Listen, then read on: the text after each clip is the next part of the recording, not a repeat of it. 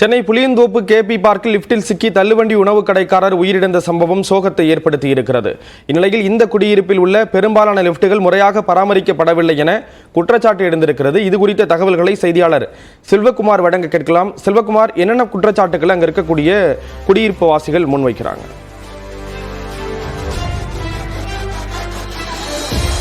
KP park குடியிருப்பை பொறுத்த மட்டில் ஒரு குடிசை மாற்று வாரியம். 2500 வீடுகள் இங்கே இருக்கின்றன. 2016ஆம் ஆண்டு இந்த கட்டிடம் கட்டி முடிக்கப்பட்டு இங்கே மக்கள் குடியமர்த்தப்பட்டார்கள்.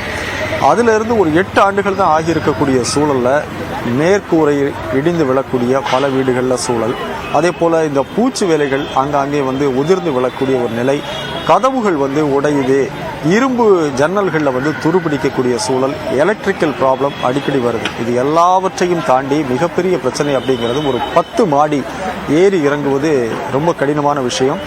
9 குடியிருப்புகளில் கிட்டத்தட்ட 24 லிஃப்ட் இங்கே இருக்குது. இந்த 24ல் பெரும்பாலானவை பழுதானவை. அடிக்கடி ஒரு நாளைக்கு 10 முறை 15 முறை பழுதாகி நின்றோம் அப்படின்னு சொல்கிறாங்க. இதில் உள்ள நிறைய குழந்தைகள் பல முறை சிக்கியிருக்காங்க, முதியவர்கள் சிக்கியிருக்காங்க.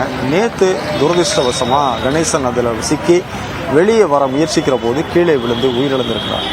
இந்த உயிரிழப்பு என்பது பெரிய ஒரு சோகத்தையும் அதிர்வையும் பயத்தையும் ஏற்படுத்தியிருக்கு. இது போன்ற சம்பவம் இனிமேல் நடக்கக்கூடாது அப்படிங்கிறதா இந்த மக்களினுடைய ஒரு மிகப்பெரிய கோரிக்கையாக இருக்குது. ஒவ்வொரு தேவைக்கும் 10 மாடி ஏறி இறங்குறது அப்படிங்கிறது மிக கடுமையான விஷயம், ரொம்ப கொடுமையான விஷயம். பல முறை கம்ப்ளைண்ட் பண்ணியும் கூட எந்த நடவடிக்கையும் எடுக்கப்படலை. ஆனால் இந்த லிஃப்ட் மெயின்டெனன்ஸ் சார்ஜ் அப்படின்னு சொல்லி ஒரு குடும்பத்திற்கு 750 ரூபாய் மாதம் ஒன்றுக்கு வாங்குறாங்க. அப்படி பார்த்தா 2500 வீடுகளுக்கு வாங்கக்கூடிய தொகை எவ்வளவு பெரிய தொகை. இந்த லிஃப்ட் மெயின்டெனன்ஸ் எல்லாமே ஒரு தனியார் கான்ட்ராக்ட் கிட்ட கொடுத்துருக்காங்க. ஆனால் அந்த கம்பெனி இதை ப்ராப்பராக மெயின்டைன் பண்ணுறதில்ல. முறையான பராமரிப்பு வேலைகள் இல்லாதனால தான் இதில் சிக்கி பலரும் பல நேரங்களில் ஒரு இக்கட்டான சூழலை தாண்டி தான் வெளியே வரக்கூடிய நிலைமையில் இருந்துகிட்டு இருக்காங்க. இந்த கணேசனுடைய உயிரிழப்பு என்பது ஒரு முற்றுப்புள்ளியாக இருக்க வேண்டும். இனிமேல் இந்த பிரச்சனை வரவே கூடாது. எங்களுக்கு லிஃப்ட் கண்டிப்பாக ஒழுங்காக மெயின்டைன் பண்ணி கொடுங்க, நாங்கள் காசு கொடுக்குறோம் ஆனாலும் எங்களுக்கு ஏன் தரமானதாக கொடுக்க மாட்டேங்கிறீங்க அப்படிங்கிறதா இங்கே இருக்கக்கூடியவங்களுடைய குற்றச்சாட்டாக இருக்குது. உயிரிழந்த கணேசனுடைய மகள் மற்றும் மனைவி நியூஸை டிவிக்கு அளித்த பேட்டியும் இருக்குது, அதையும் நாம் பார்க்கலாம். விவரங்களை வழங்கியதற்கு நன்றி செல்வகுமார்.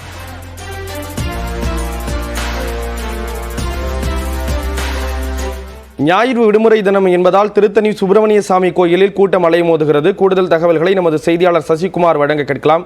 சசிகுமார், கூட்டத்தை பொறுத்து பாதுகாப்பு ஏற்பாடுகள்லாம் செய்யப்பட்டிருக்கிறார், விவரங்களை பதிவு செய்யலாம்.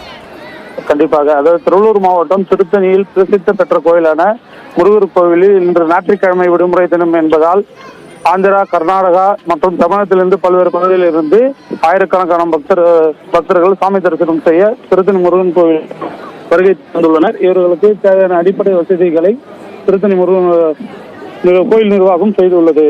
ஸ்ரீராம், எவ்வளவு கூட்டம் இருக்கு? வழக்கமாக இருக்கக்கூடிய கூட்டத்தை காட்டிலும் இன்றைய தினம் விடுமுறை தினம் என்பதனால எவ்வளவு கூட்டம் இருக்கு? அதற்கான ஏற்பாடுகள் செய்யப்பட்டிருக்கா? அங்கு வரக்கூடிய பக்தர்கள் என்ன சொல்றாங்க? அதாவது ஸ்ரீராம், இன்று ஞாயிற்றுக்கிழமை என்பதால் வழக்கத்தை விட அதிகமான பக்தர்கள் இன்று மலைக்கோவிலில் குவிந்துள்ளனர். இவர்கள் சாமி தரிசனம் செய்வதற்காக இலவச தரிசனத்தில் சுமார் 2 மணி நேரமும் 100 ரூபாய் டிக்கெட்டில் 1 மணி நேரமும் காத்திருந்து சாமி தரிசனம் செய்துவிட்டு செல்கின்றனர். ஸ்ரீராம், விவரங்களை வழங்கியதற்கு நன்றி சசிகுமார்.